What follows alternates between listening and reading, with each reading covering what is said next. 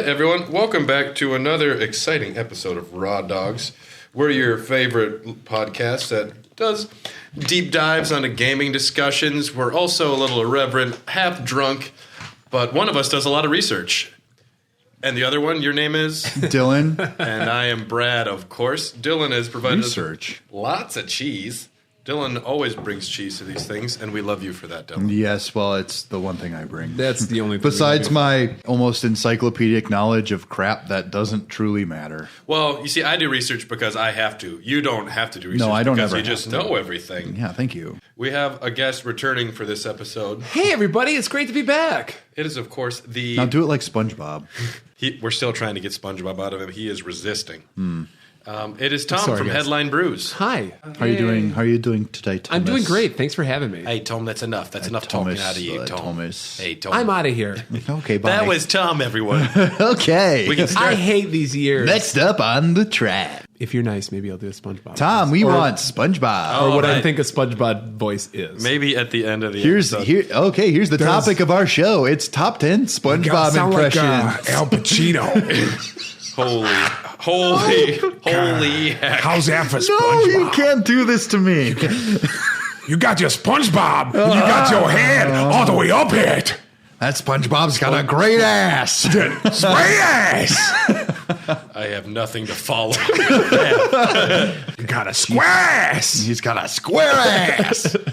We have a crawler here, another brewery from Minnesota, which we had in the last episode. This one we have today is from Little Thistle Brewing. The head brewer, his name is Steve Finney. I know him personally, really great guy. He's from Scotland, and since he is from Scotland, Nice. I brought his Scottish ale since he seems more ready to make this beer than anybody. Yeah. So much Scottish ale today. Yeah, so if you are going to Rochester, Minnesota, check out Little Thistle. They are worth the stop. And this is the second part of a two-part episode because we just have so many things we want to talk about. The decade in review, controversies, news, our favorite games of each year. The second half of the decade. The second half of If the you decade. want, if you just say so. Maybe the more disappointing half. I don't know. There's a lot of good things and a lot of I bad don't things we have to know. talk Ooh, about. I don't know about that. The first year we have is 2015. I don't have a clever title. There was some big news this year, actually. I think probably what is the biggest news is China decided to end its 15-year-long ban on video game consoles. So it is now the first time in 15 years you can legally buy a PlayStation 4, an Xbox One. The Wii U, I don't think it went over there at all. No, it Nintendo wouldn't was have. very hesitant to have anything head that way, but bootlegs were prevalent before then, and Yep. even after the consoles were legalized, such heavy Legalize it, man. Legalize. our consoles, motherfucker. Wii's, bro. As long as you don't compare the leader to Winnie the Pooh. Winnie the Pooh is such a controversial character to be compared to. He's got no pants, but he wears a shirt. Dude's And a he's Sounds like the life. Even though the consoles are legalized, or Legalized. are legal again, legalized. there's still such heavy censorship and restriction on what games can come through.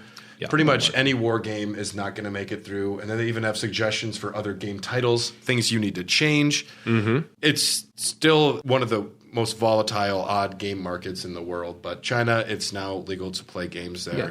It's now you're able to actually play the consoles that are made in the country. So, congratulations. Ironic, right? I mean, they still had PC gaming, but their internet was so strangled. So they were allowed to have video games, but it was very specific. Pro-government. That becomes a bigger issue kind of later on as the years move on. China becomes a bigger player. But that happened this year. Konami and Kojima went through their very public... Ooh. Slow, That was a thing. Slow and painful breakup. Listen to that, Raw Dog. That was a thing. Yeah, check out that Raw Dogs. Big fans of Kojima. Used to be big fans of Konami. Yeah. I think we got our sentiment pretty well across in that episode. Why isn't there another decent Castlevania game? Stuff like that. Yep. And after the breakup, Konami was monitoring employees' Facebook feeds. They were putting cameras up places. It became a really disgusting work environment. Yeah. And no new I don't care about any of that, but no new Castlevania games. Yeah. Unless you're talking about Pachinko. I bet there's a Castlevania Pachinko. Pachinko. Erotic violence, baby. All right. We've talked a lot about that in a previous episode. That's a very important thing that happened that year. Yeah. And That took up a lot of air. you have one of the biggest video game personalities. An out auteur. there. An auteur, as they say. Okay. as they say. Death Stranding. We need more monster energy. That's his accent. Everyone knows that's his accent. I can't believe Al Pacino was in that game. I want you to give my baby over, okay? That baby's got a tiny ass. Why is your baby mooning me all the time? Guillermo del Toro. Anyway, Brad, go ahead. Off the What rails. else happened? What else? The absolutely wonderful president and CEO of Nintendo, Satoru Iwata, passes away at the age of 55. Too young. That's sad. Bile duct cancer? Something Yeah, like it was Yep. bile duct cancer. that? Yeah, that was horrible. Dude was legendary. And that guy was working till the end. And He saved one of my favorite games from being mediocre. In Pokemon Gold and Silver, originally it was just supposed to be the Johto region, but he figured out a way to program it to actually give you the Kanto region. So like that was like the big surprise at the end of that game. Like you beat it, and then suddenly, congratulations, you're playing the first game again, but it's like 2 years in the future of the game canon. Wild. The fact that he was such a good programmer great that he programmer. could whip that out of nowhere. wasn't it Earthbound he contributed to Yes. as well? As he would go in and program like after hours. He helped with a lot of the problems they had with Earthbound is how they wanted the game to look, but putting it onto an SNES system, they were finding it really difficult. So he introduced a lot of the isometric kind of ways the character moves, and Okay. stuff like that. Remember? But I mean, yeah, he might have ushered in the Wii U to the world, but he's also the guy that brought the Switch. You know, that was his brain. And when the Wii U doesn't do well, he admits this is my fault. He takes a pay cut. He takes a pay cut. Yeah. He's a CEO. Yep. There are not many CEOs that are putting the employees and the quality of the games and the company before themselves. And for him to just, it's my fault and I'm not going to have anyone else penalized for this. Did you guys ever see the Iwata Ask Iwata Some of series? them. Super enlightening. In terms of like game development, things I never would have even thought about, and he just he rattles them off. Yeah. What a sharp mind, in general. And he had to deal with so much. I mean, I don't know if his father-in-law was Hiroshi Yamauchi or if he just had, since he was the president, the previous president, the shit that he had to put up with that guy, because Hiroshi Yamauchi is famously a prick. Oh, really? You know, he brought it in the NES and Like pure Japanese businessman. We're talking because this is still when Nintendo was just a toy company. yeah. And I think Iwata was the first president that wasn't part of the Yamauchi family. Nintendo's over 100 and some years old, and there's only been 3 heads presidents since that time. So they don't change hands that often. But I do remember the quote of Yamauchi telling Iwata that if the Wii U is a failure, kill yourself. Yeah, What pressure? He Maybe- didn't. He just yeah. died of bile duct cancer. I mean, you never know what's connected to what. that holy trinity of Miyamoto, Iwata, and Reggie Fils-Aimé. Whenever those three What are a on, golden age. Whenever those three are on screen together, magic is happening. Fucking Muppets everywhere. Yeah, Puppets are so as good. much as Star Fox Zero sucked, that little Nintendo Direct that they had them do was bonkers. Well, we can also credit Reggie Fils-Aimé for creating the Sasquatch, which is a pizza for Pizza Hut. It's the Bigfoot. Yeah, we talked about that in our Reggie Bigfoot, Fils-Aimé dogcast. Did you eat a lot of the Bigfoot? I did actually. Yeah. Satoru Iwata also oversaw the release of the DS and the Wii. Dude was a legend, and I like that he's still paid homage to in some games. Breath of the Wild, you can find the character who looks quite a bit like him. And even the Switch had golf as an Easter egg. To get the golf game to unlock, it had to be the specific day of his birthday, and he had to do his motion. motion that he would always do in the directs. Now they just do the finger snap, right? Which, because originally the Joy-Cons were attached magnetically. Click. Oh, really? They were attached magnetically, and that's where they got that click sound. They liked it so much they integrated it into that. That is such a good idea. And also, it's so satisfying. they weren't intended to have different colors, but someone just took 2 different Joy-Cons and put them on the Switch, and everyone was, oh my God. They realized they had it. They had it. Yeah. Those gray ones, no offense, boring as all sin. I have the Super Smash Switch. That's different because looks that's great. I like the gray ones. Microtransactions in Payday 2 was kind of a hot topic for a little while this year. otherwise a good game. Overkill Software explicitly says there will be no microtransactions. The game releases with microtransactions. For $2.50, you could get a drill Cha-ching. that could potentially unlock specially skinned weapons with better stats than standard weapon drops. People were outraged. Fucking payday. Just going for the payday. It was in the name. You should have seen this one coming to your folks. Yeah. It wasn't For a game benevolent about company. robbing the banks. It sure as hell robbed your wallet. 2 stars. 2 stars. I never played Payday 2, but It's good. It's a good game. microtransactions do piss me off. Pretty much any game that has them, though, I just don't. I don't play it them depends. until they're taken out.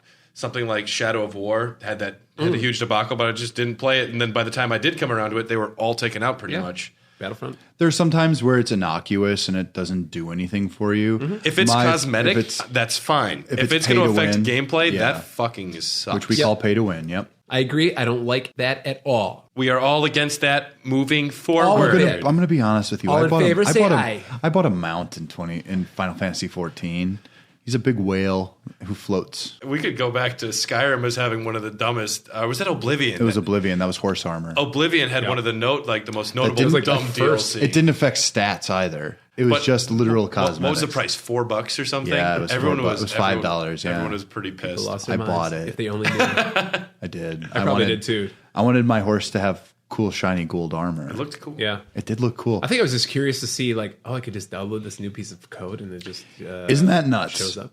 That's one of the things of the decade. It's literally downloading stuff to add to your game. Final Fantasy VII Remake was announced, and it's one of those strange moments. Here we are. Like a 9/11 where you know specifically where you are in the world. Shenmue 3. That was a hell of a press conference. I was in my bedroom, and I was watching it live, and my buddy who was upstairs, he says, "Hey, B-Rad, Final Fantasy VII got announced." I'm like, "I know, dude." And I was so excited to play it in the next years. No. Yeah. Don't worry. I have a feeling this one is going to be a disaster. I don't think it's going to be a disaster. I think it's going to be very good, but it's only going to get through Midgar. They already said that. I know. But the gameplay looks great. Oh, if you like that. I'll play the remake. I will. I'll play Final Fantasy VII Remake. I hope it's good. I don't go into games. I hope this sucks crap. I'm starting to really not like the Kingdom Hearts, Final Fantasy 15 kind of style. That gameplay. Yeah, it's a little too erratic for me. I don't know. I'm glad they're putting in a turn-based. I guess they announced that they were going to do a There will be a traditional version of it. It'd probably you be can do. half-assed. It will be. It will be very half-assed. To me, the best kind of version or kind of iteration of that style mixed with old RPG is Final Fantasy 12. I love that gambit system and having the characters move around the Yeah, playing but this field. is so action-oriented. I mean, it's different, but this one, I don't know. You can also switch back to the classic RPG. See, and it is more action-oriented. I think there needs to be something more middle of the line. Like what Final Fantasy 12 did was great. That gameplay is phenomenal. Listen, to me. I just do like get the way that one I get such Final Fantasy 15 vibes from this, which and I it did really, not like 15. I thought Final Fantasy 15 was okay. I thought it was the best they could do. Really made me want to go camping.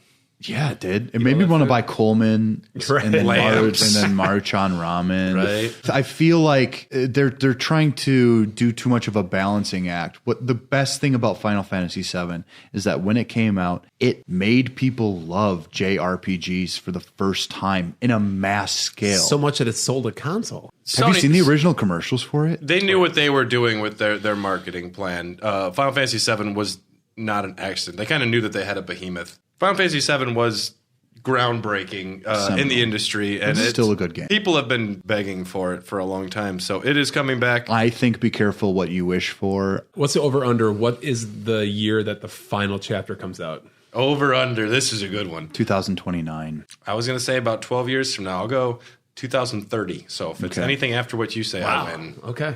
This will be I think this will be one of those I think they're going to do a yearly release for this. Since they have the whole system up and running, they might be able to crank out some assets. Well, it's faster. what they used to do. It's what they used to do back in the day. You used to get high budget Final Fantasies 1 year after the next. And if they've stagnated it properly, I think they can do it. Maybe they have another team working on chapter 2. Yeah, you know, but like then they did with the old Final Fantasy. someone's pulling it all together and, Who knows? It's going to make them $3 bajillion. Maybe this one sucks, and then we won't give a shit about any of the rest of them anyway. So, And God, that's actually possible. moving on to favorite games of the year, everybody. yeah, so I'll go ahead. I put down Bloodborne just because I have listed a Souls game every other year. So Molto bene. And this is a game that I tell people who say they could never play a Souls game to go play because it plays faster, requires a more aggressive play style, and the style's Lovecraft instead of the Dungeons and Dragons fantasy, which is honestly is the real reason my friends don't want to like try it out. Just a fun little factoid is like I adored this fucking game. I love playing through it, but I had no idea what the fuck the story was when I was playing through it. Do you know now? Yeah, after I finished it and did watch a couple of the YouTube synopsis videos, My mind was fucking blown. I was like, what? Would you say you never feared the old blood? I fear the old blood now. You should. Man. But It's very important. I'm afraid of all blood. I'm very squeamish. yeah. Yeah, Brad, but I thought seems like you. I thought it was pretty genius, and I'm like, I had no idea that was the subtext of the entire And story. it is literally one of those things where you I'm have just like, to. why are these big fucking alien guys sticking to the side of the walls now? Like, weird. Spoiler alert. I'm sorry. kidding. Jeez. No, it's fine. If you haven't played it by now, it has been a PlayStation Plus game before. What a game. Mm-hmm. It feels better than Dark Souls, I'll say that. I have more of an affinity for Dark Souls just because... I always remember you first. Always. And Bloodborne has a very strange level design too. This isn't one of those ones where it loops around. Do you remember going to Bergenworth, the manor? Bergenworth. And then you find the Pope or whatever his name is. And if you kill him, you get a special rune.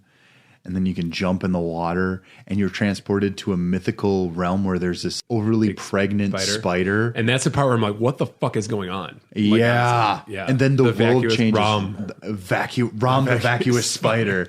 This is a very Dylan game in terms of like storytelling and This sounds more up my alley than a Dark Souls would. It is. It's Lovecraft. You would love it. That sounds fantastic. You want to know what? Brad, when we do a Twitch stream... I like the idea of making him play Dark Souls would be fun too. All of us should choose a game that the other person has to play. Oh, I like that. Well, we might have a New Year's resolution episode. That might have came out before. We don't even know.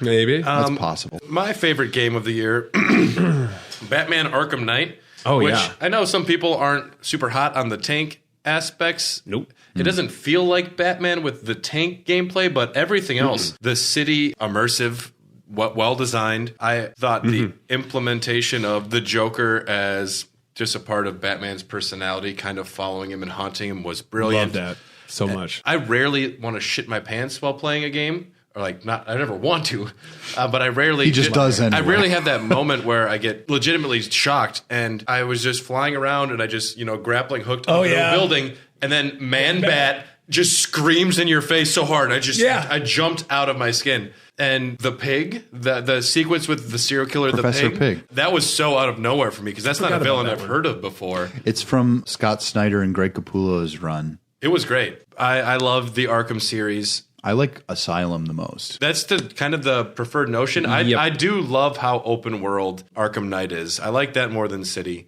I don't know if the story's the tightest, but it's a beautiful game and it's fun to play. Yeah. And your favorite game of the year, Dylan? Metal Gear Solid 5, The Phantom Pain. Metal Gear? Metal Gear. I don't know how much more I can praise this game specifically. If we're talking about pure gameplay, there's no better stealth game in existence right now. The way that the AI works, I love Kojima's bonkers storytelling, and this really closes the loop on the Metal Gear story. It ends very surprisingly, even though you expect something. It doesn't really happen the way you think.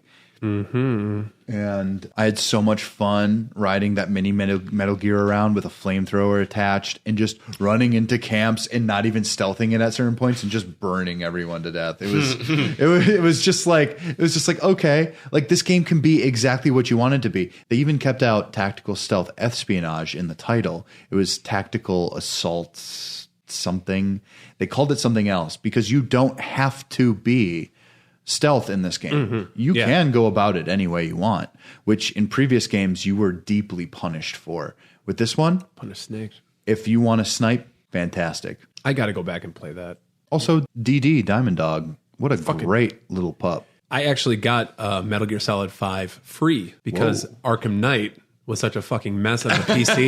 Yeah. All I had to do was screen through Really? NVIDIA. Oh, Like, it was a horrible it was port. probably one of the worst releases I've seen for a game. That's what I heard. It was I locked remember at that. 30 frames at like this low ass resolution. You never played 5? Well, I played maybe 3 or 4 hours of it. I've done the beginning part 3 times. Okay. Why don't you take us into 2016 here, Tom? 2016, I like to call new realities. We're going to bring you into a whole new year here. A whole new you. Yeah, and let me tell you guys why I call it that. The consumer launch of VR headsets happened this year. So everything from the previous few years of all the prototypes of the Oculus Rift and the HTC Vive finally led to VR headsets being released and officially taking over the world, and nobody plays normal video games anymore. That's what I hear. Yeah. Thank But you, 2016. that's what I hear because I'm too busy staring into my VR headset to complain. I think this was March. I ended up picking up an Oculus this year in 2016 when it launched. For porn specific purposes. Porn specific, I heard from a friend that the porn aspect is okay. I've heard from a friend. I've seen it. Tom, it's okay. I've heard from a friend. I've seen it. That's all I'm saying. It's crazy. These It doesn't feel like you're being jerked off by a porn star. Yeah, so the lead off to the beat off, what'd you say? Guys, let's reset a second. Okay. No. The beat off to the release. The release of VR headsets. Yeah. We are on topic. So on we are. topic. Totally. So the pervasive thinking at the time was VR, holy shit, this is going to revolutionize everything. It's going to take over the world. And it was nice. It is nice. It's still going on. It's cool. I always think I should put my headset on and play some of these games. Same here. But no, it's too much to hook up. In mine, it's like hooked up, but it's a thing. I have to close the door, keep my cat Yes. locked out, and I have to put this headset on. And I want to, but it's something that there's an extra couple of steps that makes it a little bit more of a process that I don't want to do. And I don't want to sound like fuck VR or whatever, because when I first hooked it up for the first time, my mind was freaking blown. Oh, yeah. That Brad actually had. I had my first experience with VR on Brad's PSVR. I will say this, Dylan, you are a great gamer. You're great at Dark Souls. You are the fucking worst Tetris player I've seen in a long time. I was busy yeah. being distracted by everything. There's dolphins. Fuck. It was distraction. My Even ADD, the dolphins make me cry. My ADD won't let me play that game because if it were just a straight up grid where you have the blocks going down, I would have been okay. But you Gaming had off to the give me stellar visuals in a thing I've never experienced before. So it's me just being like, oh, Yeah. whoa, dude. If you want to A go little back, complicated. Yeah, it's a beautiful game. I just hooked up my Rift for the first time since I moved to Milwaukee 2 years ago. Like a few months ago, I hooked it up again and played through like the first episode of that Darth Vader game. And I was like, okay, I'm good. Vader Immortal or whatever that's Yeah. It was not. It's fine. From what I understand, they're all a lot of what has been defining VR has been like experiences, not actual games. They give you like little bits and pieces. Like there's that one where you can go to the Bat Cave. There's one that faithfully recreates the first moon landing, and it's got completely accurate. I would love that. It's completely accurate inside of the spaceship. You hear the real radio countdown, and you actually You played this? Yeah, and you can have it be the more cinematic experience, or they can include the gameplay stuff where you actually have to land the ship. Oh, I would yeah. love that. Okay. That's It's cool. fantastic. They have one where you can be a part of like climbing Everest. There's one where you can just go explore the Titanic ship, and you can see it's factually accurate. Oh man! See, that's what I'm more That's excited something. about VR. That's revolutionary. I think the most time I spent and the most fun I've had is going on Google Earth in VR and then going and visiting all the places that, I've been on vacation or like around it. Yeah. Like you And walk through it. You can walk through it. People take pictures. Everywhere in New Zealand I've been, I can go to glowworm caves and I'd be see like, it there's our 3D Airbnb. again. I have to try this. You'll have to hook me up at some point. Or you could go see places you've never been. And I went to Moulin Rouge. I was just like, I didn't want to come here, but I guess it's here. sister, soul sister. I went to Japan to meet my waifu. Hey. All right. So VR headsets, I think, is probably it's one of the biggest stories, but I think the biggest story, this is the year, the summer of Pokemon fucking Go. Yeah. And people losing their minds everywhere. There are people gathering like a mob on the middle of a bridge at 3 a.m, thinking they just like shove somebody over. But no, there's Walking a through the worst part of town to get a Venusaur. Yeah. Venusaur? Okay, that was a little extravagant. Probably more like Mr. Mime. No, Venusaur. Sorry, Dylan. Jesus Christ, Bradley. Like Venus flytrap, Venus, the planet. Tell us about Pokemon Go. I hated it. I think it's a bare bones, lacking in the spirit version of a thing that I love. You can hate it. Literally everybody. I know. People that don't play any of the other Pokemon games, people that don't play any games. I'm not going to... But it's interesting that everybody went out. We're hanging out at certain Pokemon stops. I know. It became a thing. No, it was huge. I'm not going to tell anyone not to like something, but for me, when we get to these mobile gaming trends and you get these bare bones games that really are not the full experience, they're meant to obviously draw in a wider berth of people, which is fine. But it also trivializes video games. It makes people think, oh, these are just things I can have on my phone. Where for me, I'm a huge proponent of video games as an art form. Of course, you can have your What Candy about the Crushes. social aspect, though? I thought There's it's cool. a part of that, as much as yeah. they were pains in the asses to see these people kind of get together. Nobody killed each other. Can't games exist as art and as No, they a can. social experience They like can. this? No, they can. And I'm not saying that one is like exclusionary, but this kind of promotes this idea of them as a lot of people consider them very trivial experiences. And this is something obviously we grew up in a time where we probably have been made fun of for playing video games. And now everyone's trying to catch Venusaurs. I guess. Love that Venusaur. He evolves I'm still being into- made fun of. He evolves from Bulbasaur? How do you pronounce it? He's from motorcycle? And then Bulbasaur. and then Ivysaur? Eevee yes. Yes. All right, okay. no more Pokemon. Fucking Pokemon Go happen. It's fine. Okay? Pokemon Go app. Okay. It's improved. Yes. It's improved multiple times throughout the years. I hear that it's getting close to a much better experience. It's probably the best Pokemon game ever made. What's next, It's Tom? the most popular AR experience. Let's go with the Nintendo Classic was a thing this year Oh yeah. that made a lot of people happy. Also ruffled a lot of feathers by people who couldn't get one. Very limited release. I think that was wise, though. Oh, for sure. But, well, they missed out on a lot of sales. I think they could have made a few more. Manufactured scarcity is Nintendo's thing. And I think they were actually taken off guard of the popularity of it. They should have known Video that. game companies are stupid. It turns When you're out. run by fucking well, the company like reality that. is like, especially when you have something like the NES Classic, you're drawing in people who haven't played a game in 25 years, but this is what they remember. And nostalgia is a disease, and I hate it. Yeah. But people love it. It sells. It's true. It's true. And then we have it here, like kind of esports. I think Twitch culture started really. Is this the year that Twitch actually launched? I don't know if it was it wasn't the year it launched, but it was the year that was it starting became to get big. very big deal. Yeah. The Twitch culture and People were making livings. Let's Plays, and Ninja shows up this year, I think. I still know nothing about him, and that's okay. I've never got seen a purple single hair? stream. He's got funny hair. Purple hair. You know what's purple funny? hair. I see him and he looks like the most bland person, but people like him so much. I don't know. Maybe he's really entertaining. I watched a PewDiePie video one time, and it's like, he's kind of funny. I guess I get it. Sometimes. Yeah. Simon Hedberg. Oh, he's taking a break next year from YouTube. It's too much for him. Good. It's too much. Just having a Twice a year, the podcast is dog pretty cast. exhausting. It's horrible. Yeah, it is.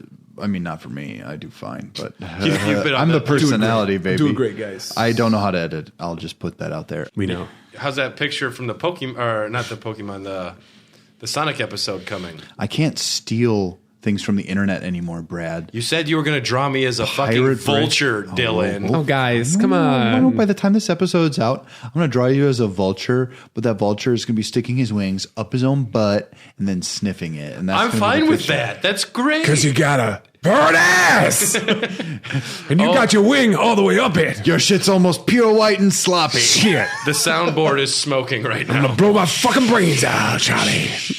Oh no, we're all burning alive now. Was there any other big news of the year, Tom? I think that's probably it. After an almost 4-year drought of Skyrim releases, a special edition lands on October 26 for the PS4 and Xbox One. With the addition of mods on consoles, it is enough to draw many back in. Sony, though, opts to not allow external assets with their mods, Boo! as well as only having 1 gigabyte of modding data. Boo! Whereas the Xbox One says, fuck it, you can do anything you want. And 'Cause it's all they have. Fucking Phil! And 5 gigabytes of modding data. This is the reason I bought the Xbox One. Like, you could have unique dialogue and weapons. I forget Brad owns a Mac. Never mind. Yeah, you try editing, bitch. If you want custom relationship Spicy. dialogue and the ability to drag and shout Thomas the Tank Engine at your enemies, now is your chance. That's right. Also, Skyrim Pinball was released. I demand that you have this wench removed from my presence at once. Favorite Took a pinball games to the knee. Favorite games of the year. I'll start off and say my favorite game of the year was Doom. I didn't know a lot about this before it came out. Mm-hmm. Most people didn't. And it was the most heavy metal game I'd say that I've ever played. It makes you feel things. The way the Doom guy constantly ignores whoever is talking to him Yes. and actively just does whatever he's told Yes. not to do. Yes. The coolest character moment. You think what is going to be a non-interactive cutscene or some bullshit. He grabs the screen, breaks it, don't hit that button, smashes the button as hard as he He's can. like, what have you great. done? Fast gameplay captures the feeling of the original Doom Glory games. kills. Instead of Doom 3, which was slow and wonky, still had good moments. It was almost, they tried to be a survival horror. Not what Doom was known Nope. for. This game, fantastic. Actually caused some anxiety because it was so intense when you go into hell. Yeah. Loved it. Yes. Loved So Doom. good. All the skepticism over this game. People thought it was There was going a to be lot. bad. Yeah, there's no room for a shooter like this. Nobody wants the frenetic fucking gameplay. It turns out Everyone they was do. very wrong. Yeah. Dylan, what do you have? I have Titanfall 2, and I've mentioned this on one of our Game of the Year episodes for the main dog cast. Yep. I said this was my Game of the Year, and I'm sticking to it because I've got to be honest with you. Fiction. The single player, take it or leave it, it was very clever. It felt tertiary. I don't think this game was made with this in mind. Sure. However, I have had an obsession with giant robots from when I was young. And this multiplayer, Power Rangers? Transor Z. yeah, and like Voltron, and then you've got Gundam, stuff like that. Okay. Gundam mostly for me. This was the first multiplayer shooter that I completely I fell in love with it. Yeah. I love this multiplayer.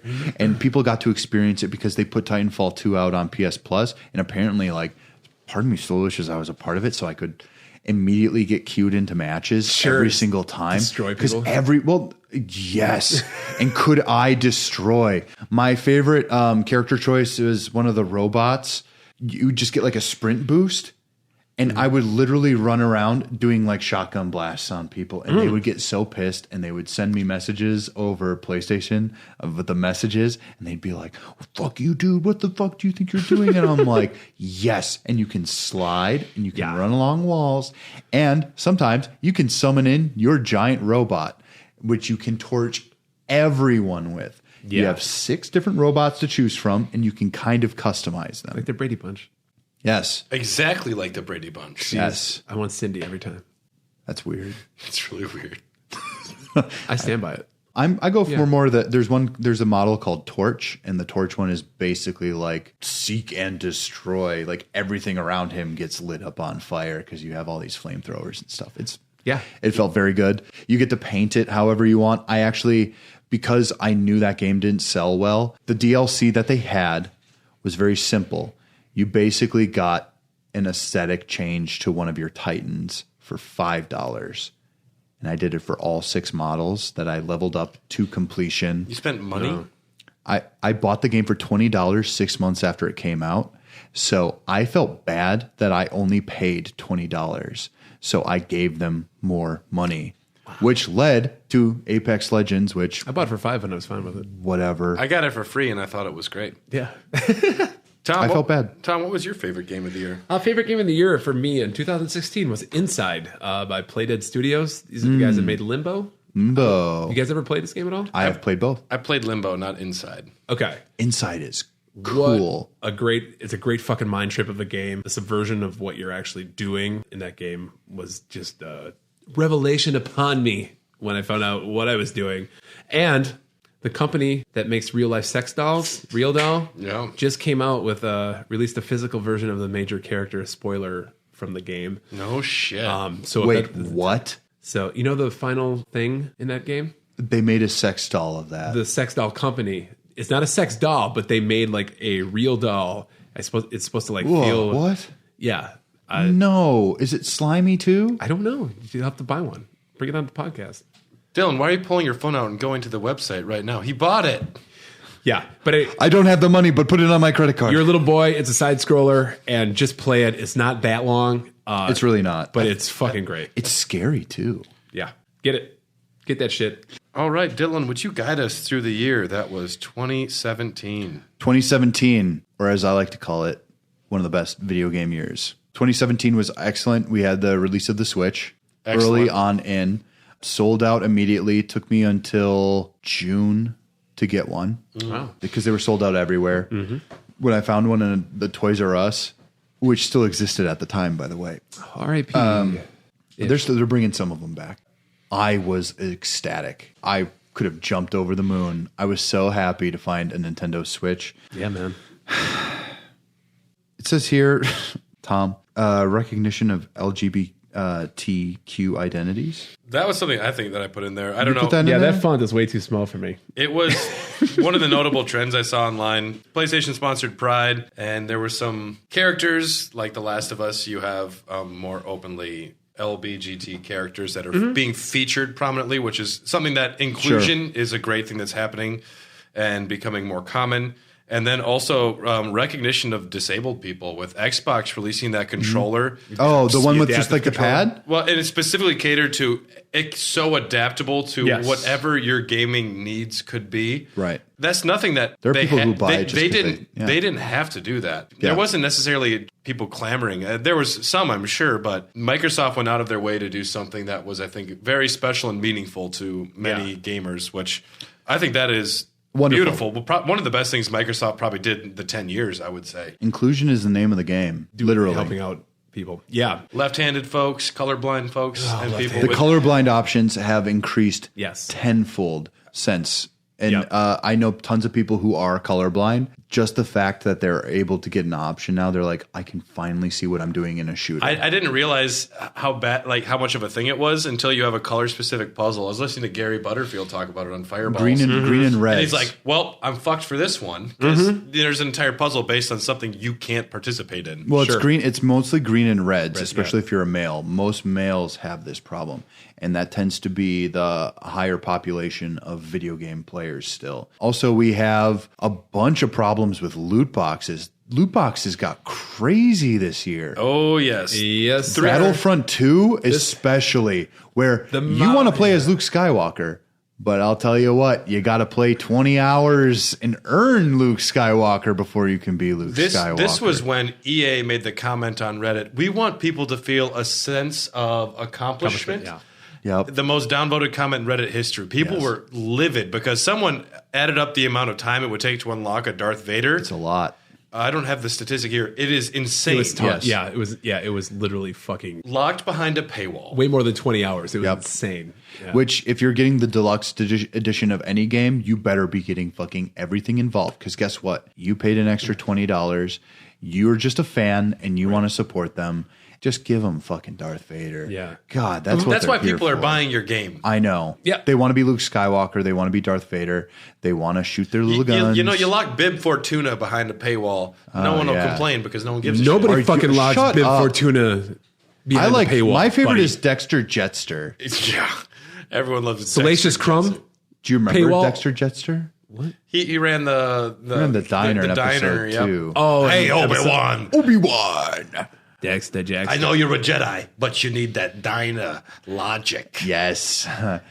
Oh my god. Oh, that's horrible, Hey, guys. I will stand by that Attack of the Clones is still better than the new trilogy. I will not stand behind that. An original idea done terribly is better than an idea we've seen a million times before done really You well. know, Brad, I've been thinking about it a while, and I might have to agree. I'll take episode 1 over The Force Awakens any day. I think Phantom Menace is entertaining. That's the as best fuck. one of the prequel trilogy. That's for how me. I agree. That's how I know you guys are Easily. young. It's That's how- fun. yeah, okay. It's fun as fuck. All right.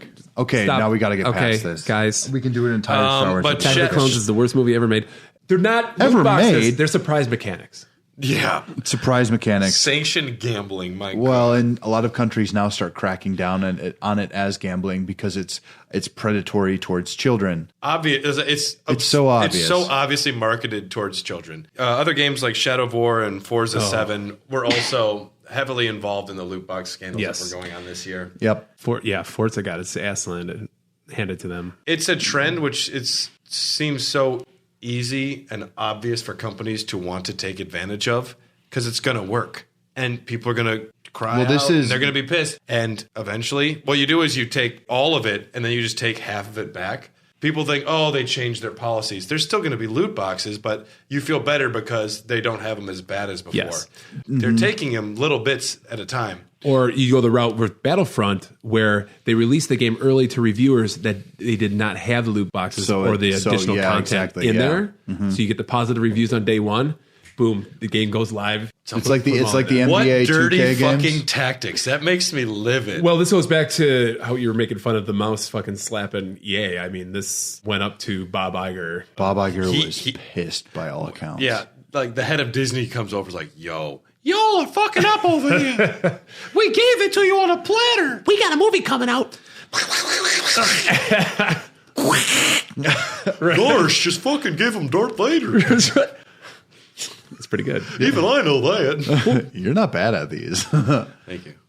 No, another thing I'll add is that and another reason I don't like mobile games. It is the reason that a lot of this started existing in games that we love. Yeah. And it's because of, in the industry, I know a few people who've developed mobile games in like free to play, and I'm using quotation marks, obviously, because you can sense it in my voice. I love Frito-Lays. Frito-Lays? Wait, what? Frito-Play? I prefer the chili cheese flavor. No, but what I'm trying to say is it introduced companies to like this. We can make some real killer cash off of this.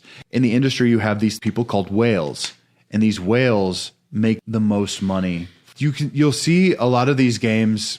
You'll see like their average like consumer base, and so many of them, like 89%, don't spend money on any of these games. They get them free. But then you have like that 11% that spend the entirety of their life savings on items for a video game. Mm-hmm. And it's predatory when they're having popular YouTubers or personalities shown using these systems, and they're being manipulated to get the best items in the game. So it's that easy to get them. It's not. The odds are never portrayed to you. It's so blatant what is going on, and they will go to Congress. The United States government is agreeing bipartisan. This shit's bad. This is wrong. Yeah. You're creating gambling addicts. You're creating gambling addicts. Not good for our country. And if I had this when I was a child, do you think I wouldn't have stolen my mom's credit card? You had Marco Rubio and AOC sign the same fucking document. They're like, dude, they're like, fuck EA. Jesus. And this is why they keep getting voted the worst company in the world. I don't agree that they are the worst company in the world. I just think that the internet mobilizes for the dumbest things rather than the nicest things you can put forward. But I mean, are they going to start disclosing odds now? Now they have to. The video game industry is very good at policing itself and not wanting to get any government. No, I know, but they're not going to be able to avoid this. Other countries have done it. They know that they have to fall in line. They know they need this press. They need the press that they're good, because if a parent suddenly decides that their kid can't have a fucking video game anymore because of their own practices that they're promoting, guess what? You're losing so much of that disposable cash. Yep. Take that for what you will. I think some paid DLC. I think loot boxes are dumb because I don't want a surprise. I want to know what the fuck I'm getting.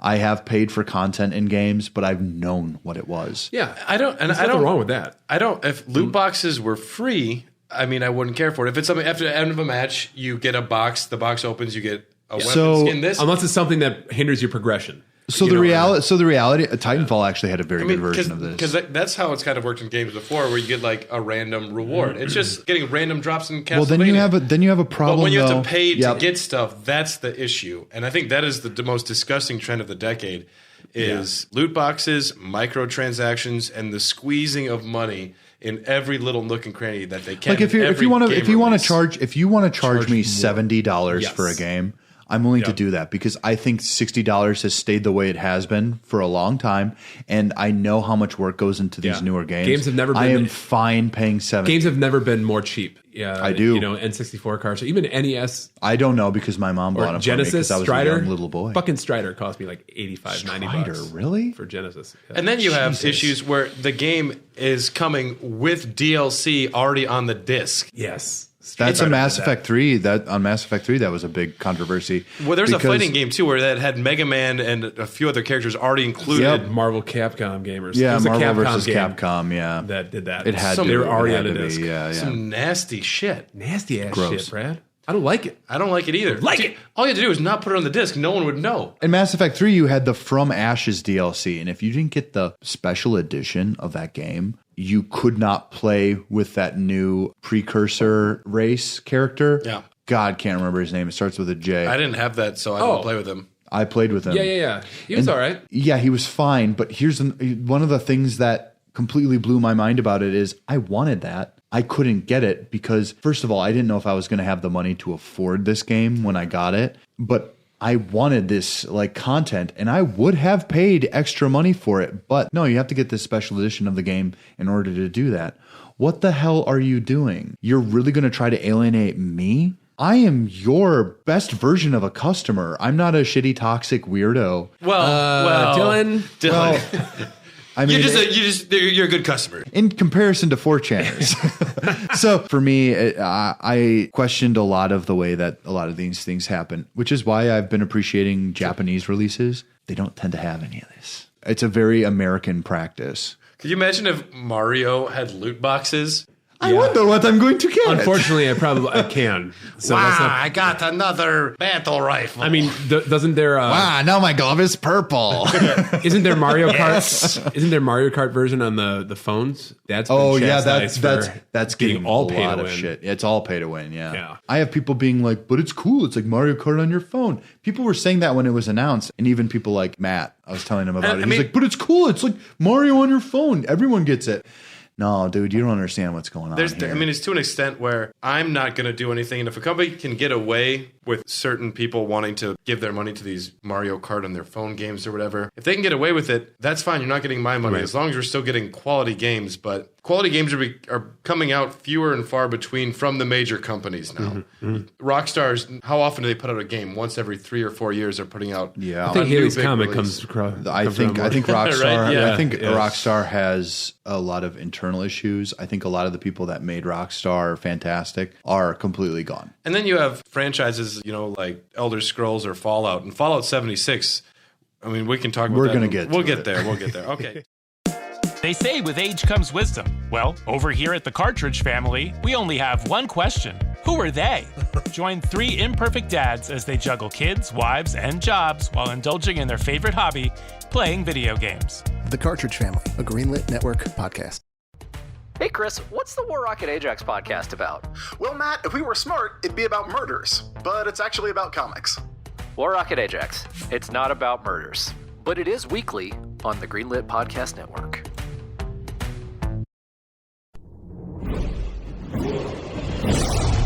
November 17th, 2017 brought our last console release of Skyrim 7 years after its initial release date. Paarthurnax is now portable on the Nintendo Switch, and you can now drag and shout Lydia into oblivion in the third dimension on PlayStation VR. Todd Howard has been quoted as saying, "If you want us to stop re-releasing the game, then quit buying it."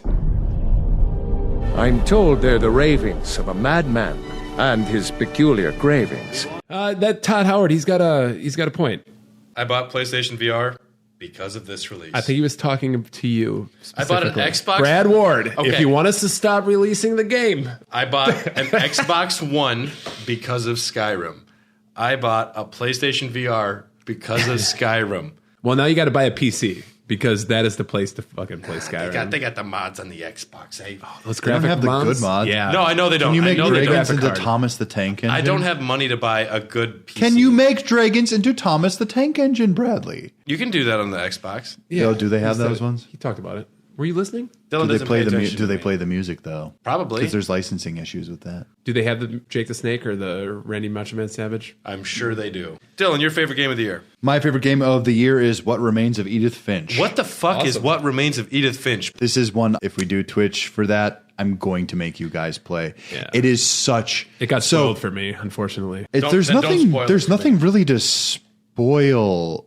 It's experiential. The fact that he said there's a spoiler means that there's Well, I found out what happened to everybody. Well, yeah, but I mean, But it was this my is a fault. story where you can, if you play through the first 2 segments of it, you get the picture. Okay. It's not something that you can spoil. I'm sorry. It's experiential. It is literally a game where you start it up and you're like, oh, another walking simulator. We're talking about first-person game where you're walking around and exploring and maybe interacting with some objects. A lot of games try to get away with it. We're talking about like Dear Esther, which I thought was pretentious and bloated. There was Take that, also Dear Esther. Everybody's Gone to the Rapture, which I thought was just dog shit. dog shit. Absolute dog shit. You couldn't run in that game, right? Couldn't run. It was slow. That's all I know. That's all I know They about added eventually a light jog to that game. A useful patch, to be sure. And so people, this type of game got a bad rap. Yeah. But when Edith Finch came out, I was blown away. Now, this is the same company who's made one of my favorite games, which didn't make it to the list, unfortunately, but I thought about it, The Unfinished Swan. Oh, okay. This is that same company. Yeah. So you know they're going to be creative because that game, it blew my mind when it came out. You're painting a world, you're in a blank space, and then you throw paintballs, and it shapes the world around you based on where those ink blots explode. It's cool. It's great. It's fantastic. With this one, you're going through this story of a young woman who travels back to her ancestral family home in the middle of the woods somewhere, and then it's literally her delving into the memories and experiences of her family, every single one of which is dead. And they have died from a very specific thing, but they call it the Finch curse. And so it's you experiencing their lives. And there was a sequence that made me cry. Tom, what was your favorite game? Wow. I can't follow that up, but mine was Zelda Breath of the Wild. It just is like the best, man. It is so good. If you don't know what Breath of the Wild is, do yourself a favor and go fucking get it. Go get it. Yes. If you have a Switch, why don't you own it already? That's kind of Right. like Switch So 101. I did want to ask you guys, just because there's so many mind-blowing moments in that game, at least there were for me. Mine personally was surfing in the desert on your shield with the sand seals. So cool. Oh, the sand seals, and then getting up to that camel sacred beast. Yeah. Oh, yes, dude. So I wanted to, did you guys have a special like moment from that game? That you Well, what are the pull up? names of the centaur motherfuckers? Oh, the Lionels. Lionels, Lionels, yeah. Being completely terrified every time I ran into one. The first Yeah. time I killed one was a Yeah. huge Still terrified accomplishment. of them. But my favorite experience in the whole game was the island far southeast when you get all of your stuff shit stripped taken away, away, yes. and you have to go Yeah. full survival mode, and it's like a mini exploration dungeon Well, thing. it's a microcosm of the entire game itself. Beautifully done. Yeah. That was my favorite part of the game because Yeah. it became a real survival. Your bare bones, and it was a unique take on that. Yeah. What was yours? Mine was probably the fire mechanics in this game are wild. I don't Yeah. know how they yeah. programmed it. What I did was I had 2 Lionels because they're supposed to be on their own, but you can lure them together. I can't remember. It's in the south. And what I did was I lit the fields around them on fire, which then started ticking away at their health. And then That's cool. And then I was All the able to systems manipulate fuck there. them into a trap where I made them like attracted to my horse, which you can do. Not like ooh la la, like I'm gonna fuck this horse. I like that horse. But I got off the horse and I tried to sneak, and then I would blow them up. This game is pure alchemy. You can do whatever you need to do. Like if you can think it, you can kind of fucking do it. Emergent gameplay. Emergent, yes. It's Yeah. You know what's really cool is that any idea that they had that they thought about implementing, they also tried to make it into a 2D version of like the original Legend of Zelda. Yes, yep. Oh, really? So if you Okay. you could light a fire, and if you could shoot an arrow through it, and it would light something up. Like that arrow on fire. That's exactly it. Yeah. They tried almost every mechanic That's cool. into a 2D form, which I would love for Just to someone see if it would work as 2D? Yeah, what they did with Bloodstain, where they had Curse of the Moon. I wish Oh, that they yeah, would make yeah. a Breath of the Wild 8-bit, an old school original Legend of Zelda NES version with all the... That would be so fucking good. Release that. Like in the Link's Awakening engine, they could do that. I don't even want it that pretty. I want it to look like almost the original 8-bit. Like, yeah. Oh, you just want to like, they could do that too. And do it in Mario Maker. And throw in a dungeon creator thing, yeah. And they did in Link's Awakening. Speaking of Mario, my favorite game of the year, Super Mario Odyssey. Yes. One of the best games of the decade, I think. Oh, yeah. No one would argue that. What a year for the Switch, man. It is a game that is so good. It's euphoria. It's pure joy in gaming. Mm-hmm. I beat it. It's unique characters. It's unique gameplay. It makes you laugh. Yes. And just smile. I beat it in 6 hours, though. That's my only problem. Nintendo still figures out ways to surprise us with the Mario franchise, which is amazing. And I don't know where they're going to go next. Super Mario Goes into Dreams, I think, would be a cool thing. We talked about this, where it's be like Mario Brothers 2, a sequel to that, where you have to fight Wart in a dream world. Oh, yeah. Bring Wart back as a bad guy. Wart back. I think that would be super cool. And that's a perfect way to get around the idea that he's going into these multiple places and they all have their own like themes. Yeah. You can even, in the hub world, could be him waking up and trying to just like be in the real world for a little bit and Princess Peach and Luigi or something. I'm going to be honest with you. I do believe that this game was slightly undercooked. All right. That was enough from Dylan. We're moving on to 2018. I think he's fucking crazy. And next. I think they planned a lot more, and I feel like they, in terms of that, I think the game itself, the way it plays, they could have another way Wii U, so they needed to get the fucking you're needed Zelda and Mario exactly because everyone was expecting, if you remember, they were expecting Super Mario Galaxy 3 as a release. Didn't happen. Obviously, they wanted it for the Wii U. Which is good. I didn't want another one of those. I love those games, but I didn't need them. But yeah, Odyssey, the pure joy of it, man. 2018 comes along. One of the bigger news stories of the year, China has become the top revenue generator in the gaming industry. Wild. With around $37.9 billion this year. Yeah, get used to it. They're going to be the top revenue generator of everything.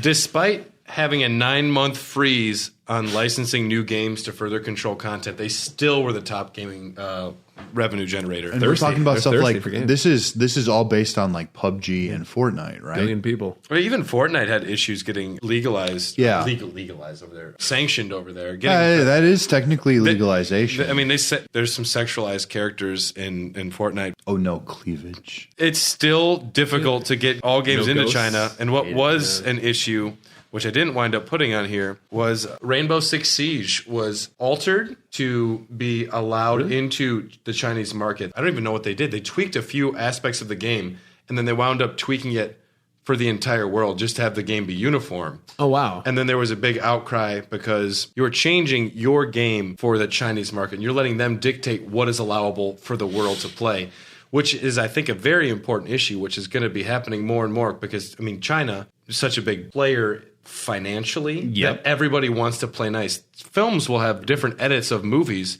where there's Chinese characters given more roles for the Chinese market. Yeah.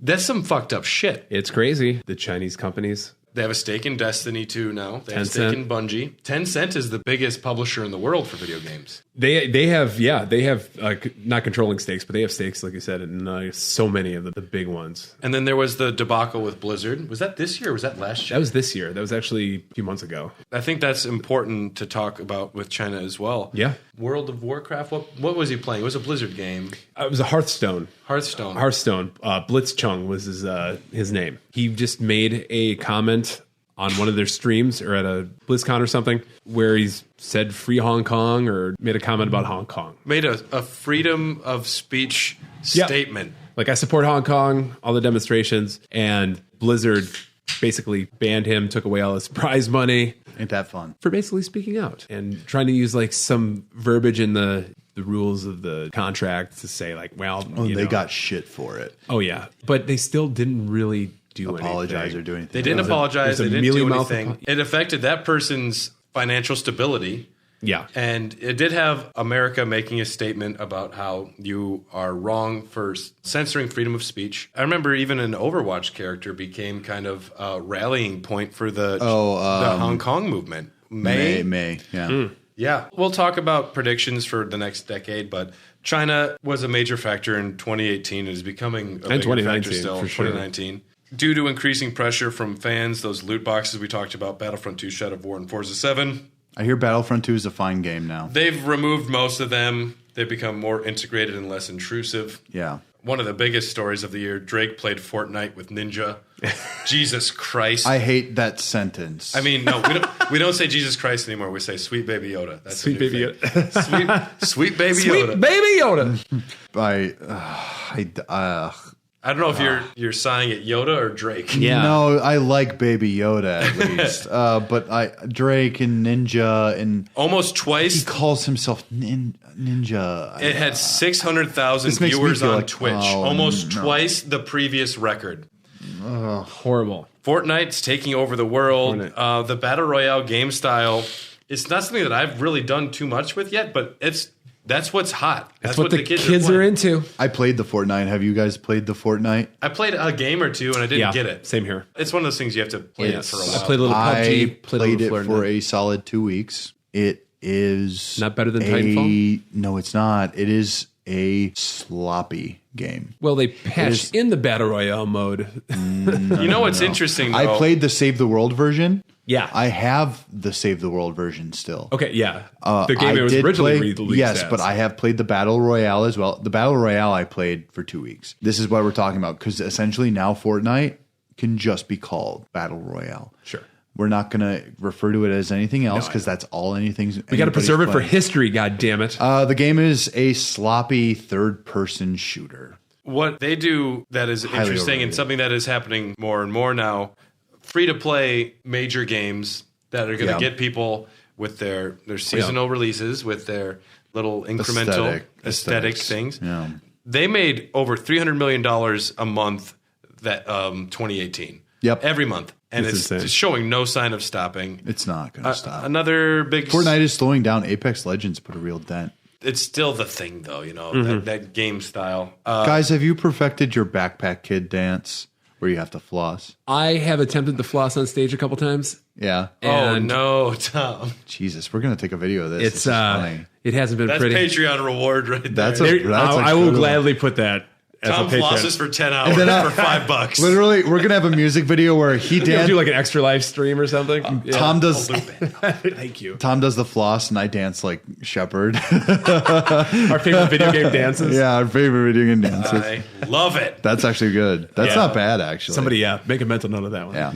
Telltale Games is abruptly shut down, leaving 225 to 250. Not as abrupt if you were paying attention. A lot of people were surprised. A lot of them. 225 to 250 employees without a job, many not receiving any severance and health care cut off after 1 week. Most is bullshit. Living in LA where it's very expensive. Wild. It was fucked.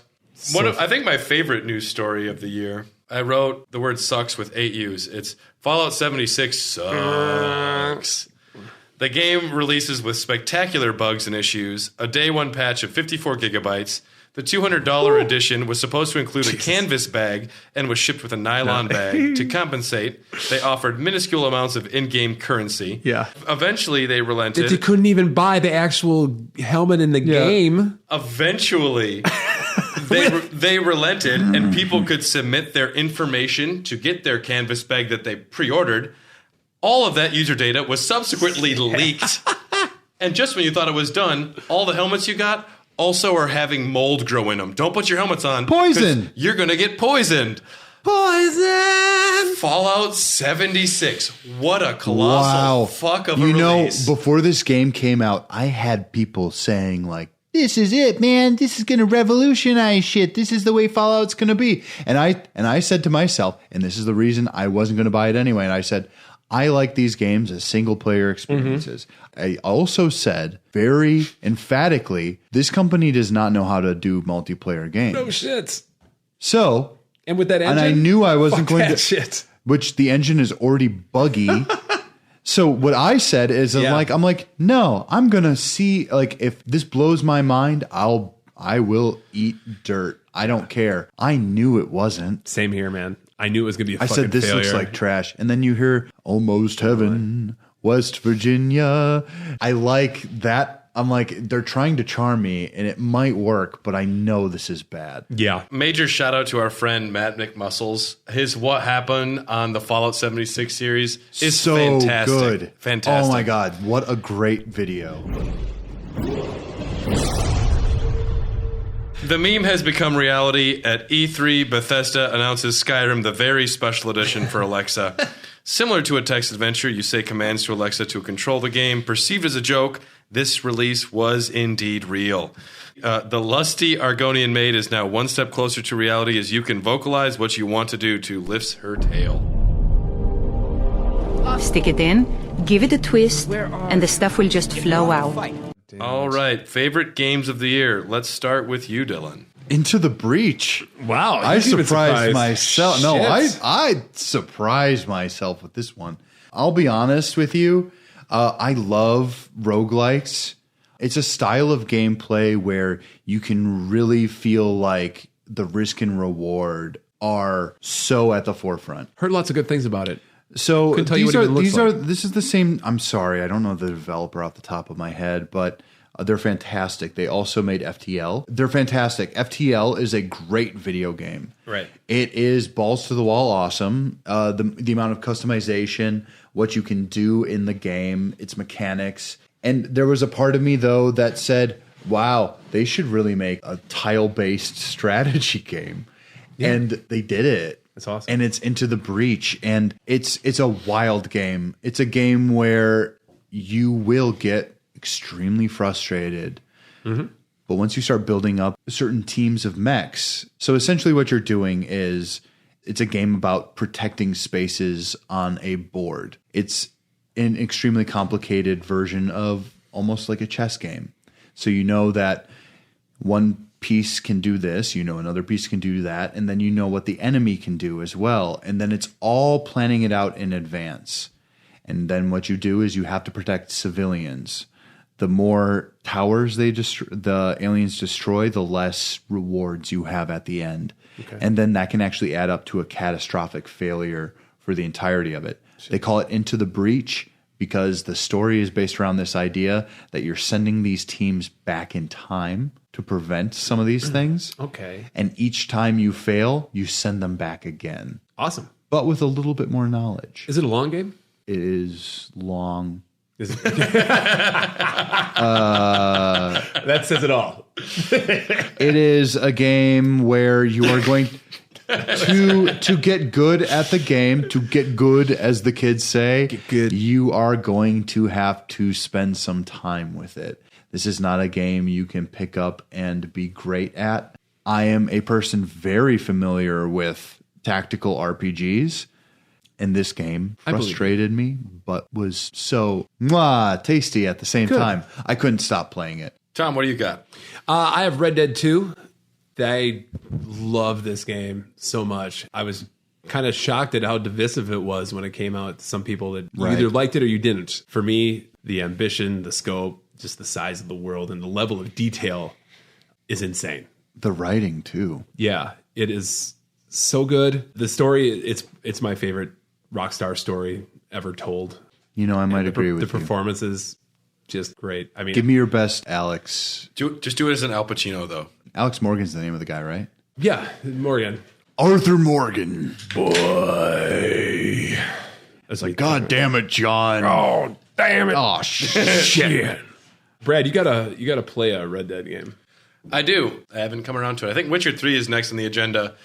Just because that Netflix series came out, and I don't know which one I want to do first. I've been sitting on Witcher 3 for a while. Actually, here's my recommendation as someone who's a big Witcher fan. Watch the show first. Will do. Witcher 3 is the end of the story you're watching in the show. Okay. That's all I needed to hear. My game of the year, something that I was surprised that I didn't expect, Tetris Effect. Oh, yeah. Which, if anyone has listened to the Dogcast, they've probably heard about me talk about Tetris Effect a couple of times now, but... Tetris a what now? It's if someone went to a pitch meeting and they said, all right, we're making a 3D, virtual reality game. All right, what do you got? You got a haunted house? We're making Tetris. Wait a sec. That doesn't make sense. And every review you read of this game talks about it being an emotional experience and transcendent, and you have to experience it to understand it. And I said, that's stupid. That's stupid. It's Tetris. Everyone's played Tetris. I love Tetris, but it can't be that. So I purchased Tetris Effect for the PlayStation VR, where it is exclusive there. Yeah. And it took me I sat down to just try it. I had some time in the morning. It took me 5 minutes to have an experience with it. It's true. The music is integral. And euphoric experience? I call it distracting. There is euphoria. He's not good at Tetris. Shut the fuck up. Once you're on expert mode, it's building up intensity. But the music, the way that the sound effects and the music syncs up to when you are dropping down your blocks, it's organic. It feels like eating candy. It's weird to explain. I like candy. If you haven't beaten Tetris Effect, go do it. If you can do it on the VR specifically, it is. Did they shove more dolphins in my face? There are some dolphins. There's a lot of. See, that's a problem for me. I've got like legit ADD. I cannot play a game like this where you want me to focus on something, but then you show me really pretty visuals on the side, and then you give me really awesome sound effects and like good beats. The Tetris Effect is a real term too that psychologists use because people that'll be dealing with PTSD or emotional trauma, when they're given a game of Tetris to like focus their energy, it's a state of flow. It helps them calm down. It's a state of flow. Tetris Effect, I can't recommend a game higher than Tetris Effect. Wow. I agree. I praise. No, it's a nice game.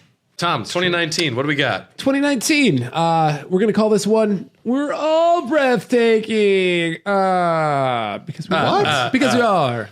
This year has been a year. Yeah, what a year. What a year it has been. It was. I've heard that. This year definitely feels like the year before a console launch. There isn't too much going on. Unless you're Nintendo. We're on the cusp. We do have a new player in the whole video game space. Whether or not anyone noticed. Right. I don't even think the company actually noticed. Google launched Stadia, their streaming service. Stadia. So I'm cutting to Tim Allen after Stadia. That's my Tim Allen. That should be one of their marketing campaigns. Yeah. I'm into that. Yeah, they launched their streaming platform with all of the games from last year and the year before. Boy. So it hasn't been the smoothest launch. We talked about this on Headline Brews a little bit. I like how you make it sound not terrible, but it's like, it was fucking bad. It just kind of launched to a fart, man. Like, I hear the controller's bad too. I don't even know if the controller is fully functional yet, where it's actually connecting directly to Wi-Fi, so you get the low latency. It doesn't work on like your phone or certain things. You actually have to have it plugged in. Yeah, right. Yes, you did. At least at launch. The only thing it would go through is if you had a Chromecast. It would connect to the Chromecast. Oh, I've got one of those. Okay. See, this seems like an idea that's really good in 6 or 7 years. Yeah. And which we would have said give it a fiver, yeah. If Xbox wanted to go console free, I would trust it. A new game, like a new player in the industry, it's the tough sell. Yeah, well, Xbox, they have I like the look of the new that xCloud, which has been kind of demoing, which I hear works really well. Like they're able to port games to the xCloud without even talking to the companies. Well, I like the new Xbox that they just revealed, the Xbox Super Xbox, or whatever the fuck it's called. Xbox. Come on, the name's not that good. It's Series X. Series X. Yeah. Xbox Series X. I swear to God. I need to be in on these pitch meetings. Do you guys watch Silicon Valley? Sometimes, yeah. They have a concept of this new cloud-based internet where everything is all just like so fast. You don't have to have anything downloaded. And one of the concepts that is forced onto this great idea is you can just put it in a box, though, and just like put it in a corner somewhere.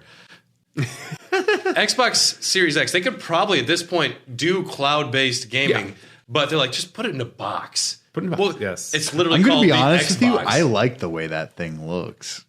We essentially got a PC. It looks like a PC. And it's actually just Xbox. They bungled the fucking announcement. What the fuck is going on? Yeah, so this is a Wii U scenario. I'm sorry. So the name of the console now is Xbox. They could have the big tower. They could have literally called it X. No, listen. So they could have. They literally could have called it the Super Xbox, and then everyone would have been like, "Oh, I get it." Yeah.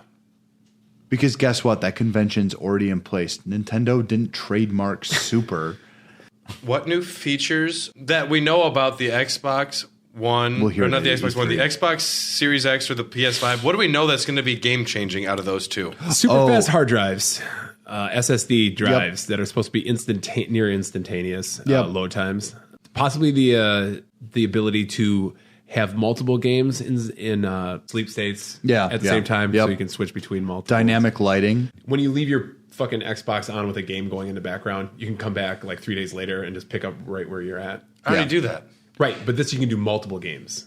So it's not like you have to close one program to open up another one. That's not that great, though, to be honest. By the time I forget that I'm playing a game But and come back to another one, I don't want it to just immediately be there. This isn't for people like us. This is for people with families where, let's say one person is playing, like fucking Spider-Man. And then they're playing the game, and then they want to exit out of that. But then, like, little kid brother shows up and he wants to play, I don't know, fucking Yokai Watch or whatever there's going to fucking show up on this shit. And he just starts playing Yokai Watch. Originally, that would have closed out the brothers game, and that would have lost a lot of save. This is great.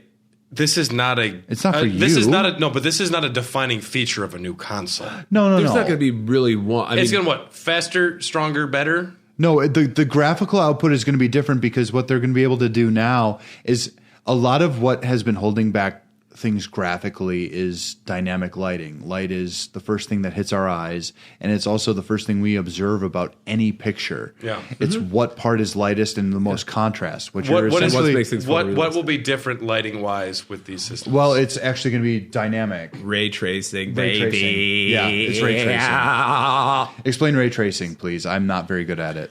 Ray tracing is like the real-time mathematical calculation of light bouncing off of objects and just the way light filter bounces off. So if you wanted to see your reflection on a vase in a video game, this actually might be the way to do that. Yeah.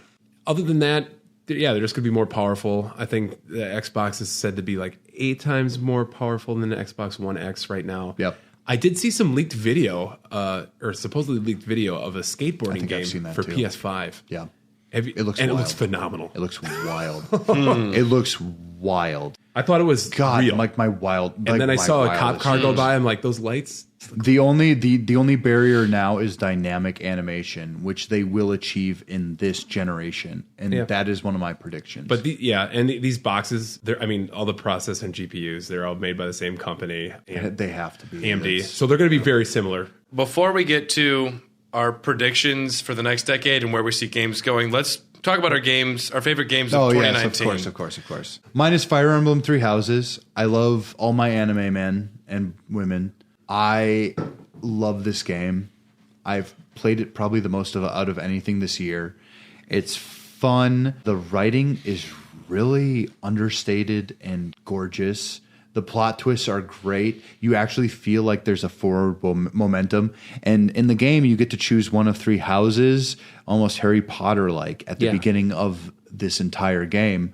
And each one has a different story. And I like that. And it's tactical combat that works, and it makes sense. They got rid of the stupid 3-part combat system where, so spears could beat swords could beat axes. So it's rock, paper, scissors. And axes could be, that's cool. They had that early in the day. That was back in Sweet. That was back in Suikoden 1, though. Yeah, so tasty. No, but I'm glad they got rid of it. It was unnecessary. I mean, you still have your character advantages, how arrows can take down flying Pegasus knights and shit like that. But the story is fantastic. Brad hates anime, so he'll I don't hate it. What are you talking about? I love anime. I don't know. You keep saying you hate anime. I've never said that I hate anime. That's what I heard. I dislike Yu-Gi-Oh. A little birdie told me. Oh, gosh, what guys. birdies have you been talking to? I probably had a dream where I imagined it. I played Dragon Ball Z Xenoverse 2, and I beat it. Oh, wow. I bought DLC for it. Wow, that's weird. Damn. You say I don't like anime. Damn, dog. What's your favorite anime, yo? I mean, Miyazaki is my... Oh, damn, dude. You like that? Oh, shit, What's your favorite Miyazaki? You know that I love Porco Rosso. Porco Rosso is my favorite. Then it's Kiki's, actually. Howl's Moving... Controversial. No, Princess Mononoke is the best. Okay. Princess Mononoke is the best, I'll but agree with Porco that. Rosso is the most fun. I'll go next. My favorite game of the year was Super Mario Maker 2. I love Mario Maker 2. Mario Maker 2 is great. I'm not going to talk about the game, but earlier this year I had the opportunity to talk to Grand Pooh Bear. We interviewed them on the Dogcast. Hell yeah. Grand Pooh Bear is one of the best Mario players in the world. And he's a heck of a nice fella. Heck of a nice guy. Heck of a nice fella. Super fun He's talking bona fide. to him. He is bona fide. Huh, never met him. Yeah, you weren't on the Dogcast back then. Yeah, We were in Portland having fun. We were making friends. We drank beer. But Mario Maker 2? Meanwhile, I was doing hood rat shit with my friends. And any game where they let people create content that is integrated into the core experience, where you are playing new levels randomly, and also you can either play new ones randomly or you can sort them by certain filters. I love it. Mario Maker 2, Game of the Year, loved it. Tom, what do you got? Bloodstained Ritual of the Night, the spiritual successor to Castlevania Symphony of the Night by Igarashi. I love Symphony. I love Bloodstained. Bloodstained just felt so fucking good. And if you are any fans of Castlevania and that style of game, why haven't you played this yet? They patched that Switch version yet? They did, but it still sucks fucking donkey Is it balls. really? Have you kept up? Yeah, I put it in every once in a while. I'm like, I know they really came up with an bad, huh? update. I mean, That's the only way I want to play it. maybe if you... I don't have like a PS4 or an Xbox One anymore, so You don't have PC? either of them, huh? I don't have either. It's on PC. I mean, then I'd want to Got play a it. controller? I still have one PlayStation controller, which I could connect with a wire.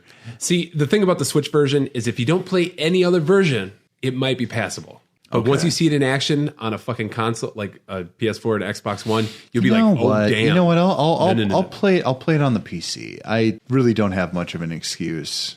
All right, I'll play it. Yeah, I got an Xbox if you want to borrow it. I could probably borrow your Xbox. Okay, So that was the decade. that was. Let's make some predictions. What trends do you see happening in the next decade? What potential issues, controversies do you see coming? Boy. I would say for a prediction of a trend, subscription services a la Xbox Game Pass, PlayStation Now-ish, these are going to be the de facto, the norm, and not just old games.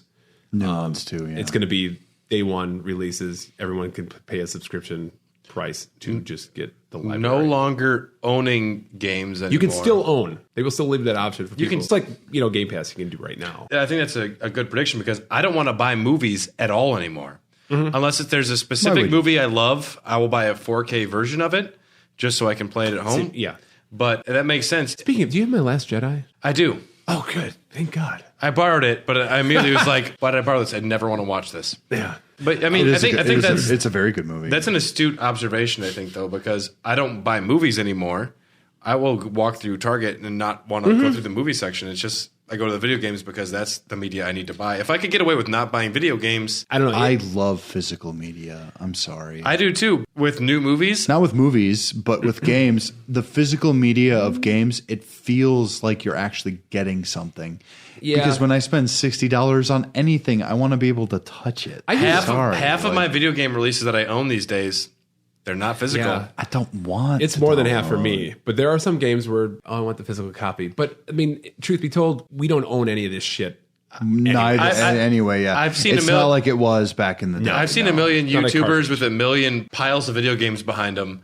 I don't care. None of those don't work. I don't care anymore. That's not impressive. It's not. It's not. And I've never found that impressive, by the way. I don't need a bookshelf full of video games to prove that I love video games. Yeah. Of course you don't. But I think the subscription model works. I think in the long run, they'll make more money. It allows more indie games to take chances because they're not working on a fucking revenue model that we have to sell this many copies. Well, one of my things is I usually buy a new game every month, at least. It's $60 full price. Yeah. And if they charged me on a subscription service $60 a month to have 2 or 3 of them, I think I'd be okay with that. Dude.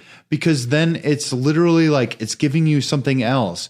Crackdown 3, which came out, it was not reviewed well, but it was also one of the most bought games only because it was on Game Pass. And unfortunately, you do have video game releases already happening, something like Destiny, which is an online experience where once they move on to the next game, eventually you won't be, my physical copy of Destiny is going to be Trash. Completely trash. Yeah. Did you buy Battleborn? I'm sorry. I mean, even I did actually buy Battleborn. Phantasy Star Online for the original Xbox. That was an online experience. Yep.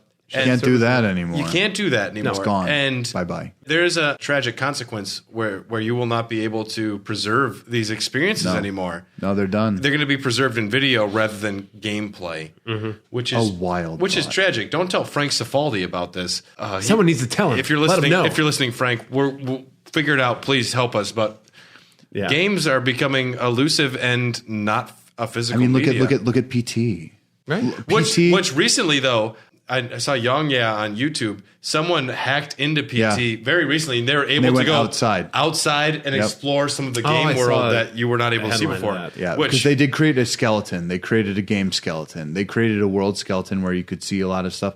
It's not as interactive, definitely. And it's not finished, but you can see some of what they were working on, which is interesting. But that's also one of those things where suddenly companies can decide through a simple patch to delete something off of something that you own, which is a dangerous trend. Give me Peter Dinklage, man. I was able to sell my Nolan North. Yeah, I don't want fucking. I was able to. Peter Dinklage did give a not spirited performance, but I want to hear that shit. That wizard came from the moon. You nailed it. Actually, less energetic. That wizard came from the moon. Yep, that was it. Yeah. It's not even the script. It's just it's a script issue. The script sucked, but I've watched a lot of movies with bad scripts, something like The Joker, where you have an actor who can elevate material to be phenomenal. Yeah, but nobody was giving him any motivation in these recording studios. That's it. Like nobody was being direction. Like, here's what you are and here's why you're saying it, because that's a lot of what it is. Because even we can only afford 6 hours with Peter Dinklage. Even with like modern animation, they make the script, they make people say the lines, and then they animate around it. Yeah. So this is something they still could have done for Destiny, and they just couldn't scratch it. Let's do the Making of Destiny episode at some point. We'll do it. That would be so great. We'll do it. I was so excited. It's Bungie, free from Microsoft. I know. And they just got tethered harder than ever. So yeah, they got straddled. As far as a trend, I think this is the subscription service will. That's a really good. I think you're exactly right. Across all platforms. Yeah. Even Nintendo. Maybe Nintendo will be the last one, but yes, they'll be a reluctant enter, and it will suck at first, and then eventually they'll get it after 4 years. Probably. We'll say 2027 for Nintendo. Yeah, I do have a prediction. Yeah. I think games are going to become closer to cinematic experiences. Yeah. They're already integrating actors in a very big way. I mean, they have. I think eventually the point you won't be able to truly delineate. Okay. I think at a certain point there's going to be a market for games that function like movies, not in a way like we're talking like Until Dawn or like the Telltale games, stuff like that. I think it's going to be. I think it's truly going to actually become like near live action. We're talking about this. We're talking about lighting. We're talking about the way that you can make AI function in the world. You might as well just be watching a movie half the time. So I think that there's going to be some unspecified point where, in the same way that you remember when 3D games came out for the first time and everyone just went, what the fuck? We're going to have one of those experiences, but it's going to be about storytelling and it's going to be about visuals. Just going to happen this generation. The medium is still evolving. It won't stop. It's crawling out of its infancy still. And you can go back to cinema where you have Citizen Kane. You have Orson Welles who is devising cinematic techniques, so many in one film that has become integral to the language of cinema. I think you get to the point of Stanley Kubrick where he's taking special effects and making new ways to express the language in creative new ways to explain his artistic sentiment. Video games are getting to that point now. Yeah. And it is still a newer art form where it's about your personal experience and your interaction with the world, which is what makes it unique. Yeah. Cinema, you were detached. And cinema was the culmination of all art up to that point. And video games is a culmination of all art up to this point. Exactly. And video games are going to just be getting more and more fine-tuned. What I think is the most difficult, but I think the most important, is the emergence of auteurs who are going to have a concrete, unique perception of what this art form can show us. Right. What's the most difficult to do is to try and explain yourself in this art form in the midst of this giant studio interface, which is so tough when you have a million Which is companies. what most movies have to do anyway. And there's still filmmakers that can do that, but even with filmmakers, this is, I'd say, even more money, and it's stretching even further. So for certain auteurs to be able to flourish in this industry is, I think, extremely difficult. Yeah. But there will be some games that will emerge as, tent poles for what's coming. I think major games are going to be even more spaced out. It used to be major studios would release a big game, every other year.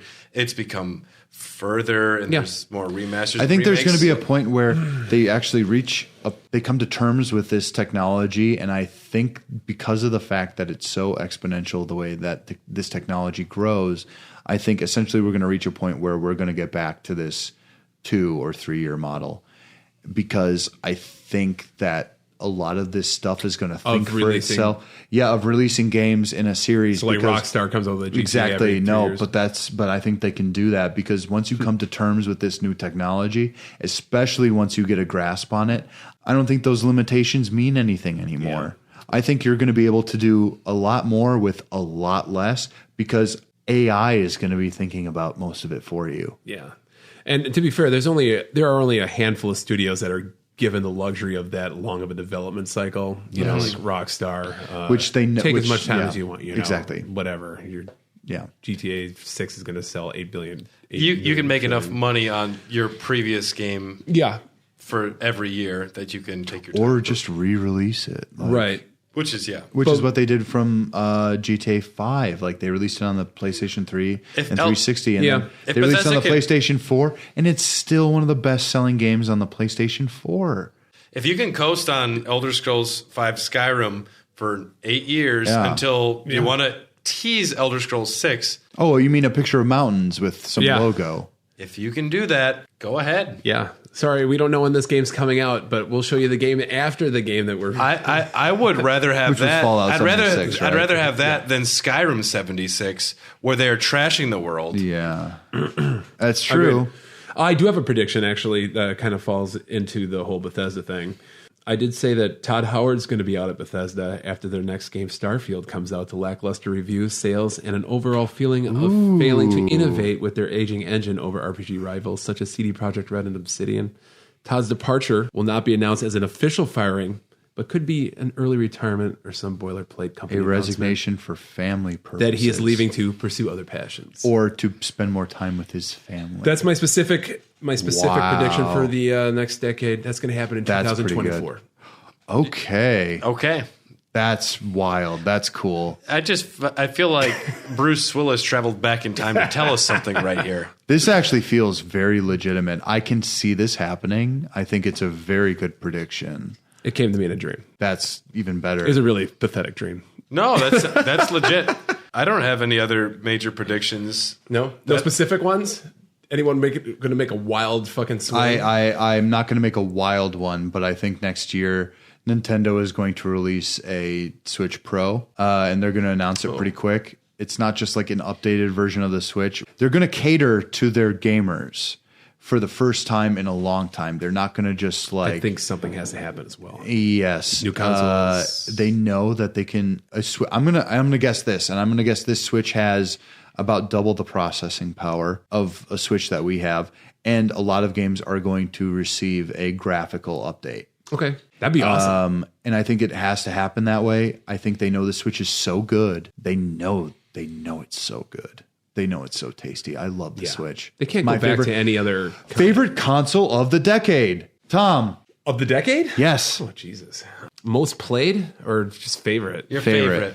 Wasn't a Neo Geo X, that's for sure. I guess I like the Switch. I do. I would say, I played my Xbox One X more than anything. Really? The X? The X, yeah. Great console. Okay. I don't know. I don't know if I have a real favorite console. Mine's the Switch.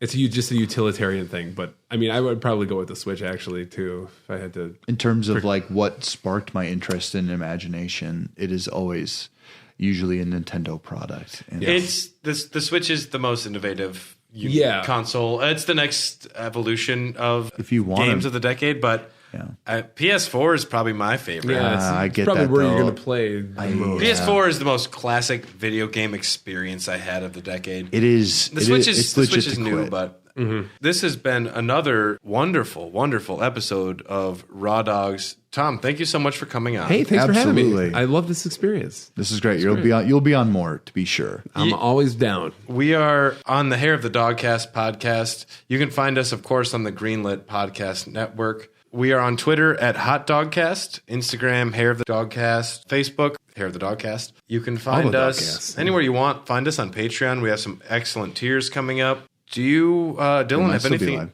Do you have anything else you want to catch up on, or anything you want to say? I would just say, if you start supporting us on Patreon, and we get if we get the following that we hope to gain, we're going to produce content that is off the wall. If you appreciate any of our personalities, it is going to be stuff that's not necessarily always video game related, but we would be happy to if you we could start doing Twitch streams. We could start doing a lot of things as long as we are afforded the attention that's needed for it. Pay attention to us. Essentially, pay attention to us. Support us on Patreon. Listen, if you guys send us a 5-star review on the next podcast, we will read out your 5-star review. That's a promise. That's a promise. Yeah. And if you start, and obviously we have As tiers Al on Pacino. If you have tiers on Patreon, Tom will read it as Al Pacino. That is a promise. And then he'll say, blank, you got a great ass. God, don't give it away. That's man. pretty good. Thank you so much for listening to Raw Dogs. Yeah. It's been a real Love you joy. all. Thanks, guys. This has been awesome. I've had a great time talking about the past decade. Super fun. Fuck yeah. Maybe actually our next one will be the Valentine's Day episode where we're going to talk about gaming with And we're significant going to bring others. our girlfriends onto it. Yeah. Wait, are we going to do co-op? Are we talking co-op games? We'll talk about this because I'm not sure if we'll be able to get all our girlfriends on. If we're not, it could just be you, me, and Tom talking about what gaming is like with our girlfriends. We could have some specific experiences. But I already told my I could get girlfriend Allie about on this, and she was all about it. No, I'm excited for that one too. Hair of the Dogcast, thank you for listening. You guys are great. Write a review. We'll read it. Check us out online. We are so excited to talk to you. You guys are great. I'll even interact with you. How crazy is that? Check out all the podcasts at greenlitpodcast.com and listen, tell your friends about us. We're excited about you. Be excited about us. If you really need to see me, just summon me to the crossroads by cutting a chicken. Bone Thugs? Open and then I'll play Bone Thugs in Harmony. You're all breathtaking. This was Bone Thugs in Harmony.